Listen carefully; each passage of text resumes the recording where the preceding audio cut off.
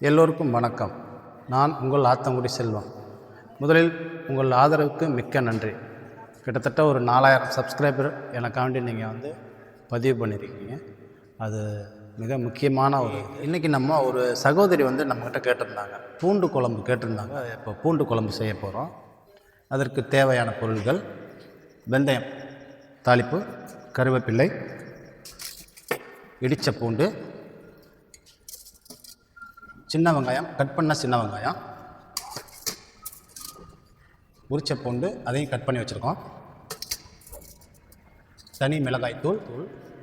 இது ஒரு கரண்டி மிளகாத்தூள்னால் 3 கரண்டி மல்லித்தூள் போடணும்.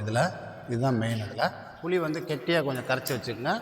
தக்காளி கொஞ்சம் வெட்டி வச்சுக்கோங்க. இந்த வத்த குழம்புக்கு இது மெயின் முக்கியம். புளி, மிளகாத்தூள் ஒரு கரண்டி போட்டால் இது 3 கரண்டி போடணும். இப்போ நீங்கள் வீட்டில் என்ன பண்ணுவீங்கன்னா, 1 ஸ்பூன் போடுவீங்க. 1 ஸ்பூன் உங்களுக்கு தேவையான காரத்துக்கு தகுந்த மாதிரி 1 ஸ்பூன் போடுவீங்க. அதில் 3 கரண்டி மல்லித்தூள் போட்டுக்குங்க. அப்போ தான் அந்த திக்னஸ் இருக்கும். இதில் இன்னொரு விஷயம் என்னென்னா, இதில் தேங்காய் அரவை ஊற்றக்கூடாது. இது முழுக்க பூண்டு குழம்பு தான். பூண்டு வத்த குழம்பு கிடையாது. சின்ன வெங்காயம் பூண்டு போடுற வத்த குழம்பு கிடையாது. வெறும் பூண்டு குழம்பு. பெருங்காயத்தூள் இது எதுக்குன்னா, இது கடைசியாக முடிகிற போகிற தடவையில் லைட்டாக இதை போடணும். இதையும் வச்சுக்கோங்க. முன்னாடியே போட்டிங்கன்னா கசப்புத்தன்மை வந்துடும். அதனால் கடைசியாக இறக்க போகிற நேரத்தில் மேலே தூவி விட்டு இறக்கணும்.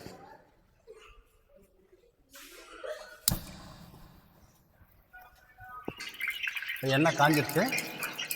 வெந்தயம் போட்டுடலாம்.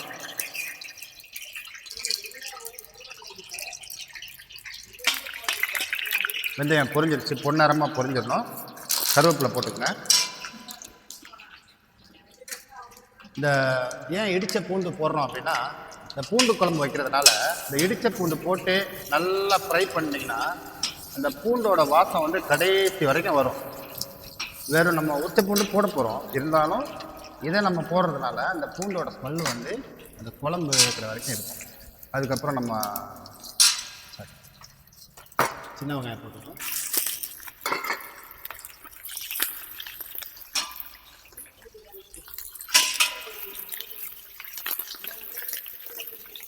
இப்போ பூண்டை போட்டுக்கங்க. நல்லா வதக்கிக்கணும். இது ஒரு சிம்பிளான ஒரு பூண்டு குழம்பு. இது ரொம்பலாம் ரிஸ்க் எடுக்கலாம் வேண்டாம். அழகாக சின்ன வெங்காயம் உரிச்சிக்கங்க, பூண்டை உரிச்சிக்கங்க, கொஞ்சோண்டு பூண்டை இடிச்சிக்கங்க, வெந்தயத்தை போடுங்க. போட்டு இதை கொஞ்சம் நேரம் வதக்குங்க.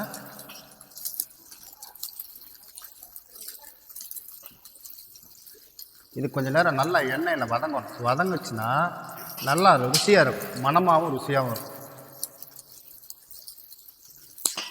இதுக்கப்புறம் நம்ம தக்காளி ஆட் பண்ண போகிறோம். தக்காளி கொஞ்சம் நேரம் வதங்கட்டும். தேவையான அளவு தண்ணி ஊற்றிக்கிங்க. இது கொஞ்சம் நேரம் வேக்காடு ஆகணும். இந்த வெங்காயமும் பூண்டும் கொஞ்சம் வேகணும். வெந்ததுக்கப்புறம் தான் நம்ம புளி ஊற்றணும். புளி நீங்கள் முன்னாடியே ஊற்றிட்டீங்க அப்படின்னா அந்த பூண்டு நறுக்குன்னு சொல்லுவோம், வேகாத மாதிரி இருக்கும்.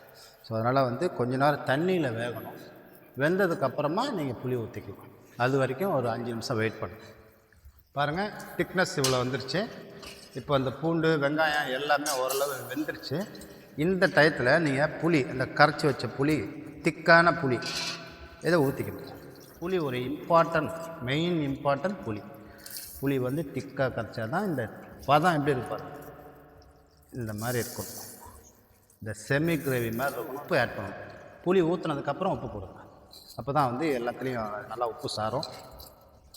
தேவையான அளவு உப்பு நான் எடுத்து வச்சுருக்கேன். இந்த குழம்புக்கு தேவையான கல் உப்பு. மெயினாக கல் உப்பு போட பழகிக்கும் எல்லாருமே. ஏற்கனவே சொல்லியிருந்தேன் உங்களுக்கு. இந்த பெருங்காயத்தூளை லைட்டாக மேலோட்ட இதை ஆட் பண்ணிக்கங்க. போதும், அவ்வளோதான். இதை போட்டுட்டு மறுபடியும் ஒரு கிண்டுங்க. இப்போ அடுப்பை லைட்டாக குறைச்சி வச்சுருங்க. குறைச்சிட்டு வச்சிட்டிங்கன்னா நீங்கள் ஊற்றின எண்ணெயெல்லாம் அது பிரிஞ்சு மேலே வரும்.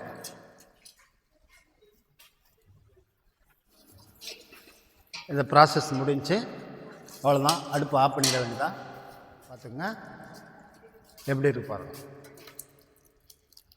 திக்னஸ் பார்த்தீங்களா எவ்வளோ திக்காக இருக்குது பாருங்கள். இதை நீங்கள் ஒரு 4 நாள் 5 நாள் வச்சு சாப்பிட்லாம். நீங்கள் இது மாதிரி ஒரு வாட்டி செஞ்சு வச்சிங்கன்னா ஒரு 4 நாளைக்கு குழம்பு பிரச்சனையே இருக்காது. அழகாக நீங்கள் வச்சு சாப்பிட்டுக்கிட்டு பெரியவங்களுக்கு வயசானவங்களுக்குலாம் இதை கொடுத்திங்கன்னா ரொம்ப நல்லது. ஏன்னா அது பூண்டு குழம்பு வாயுவுக்கு நல்லதுன்னு சொல்லுவாங்க.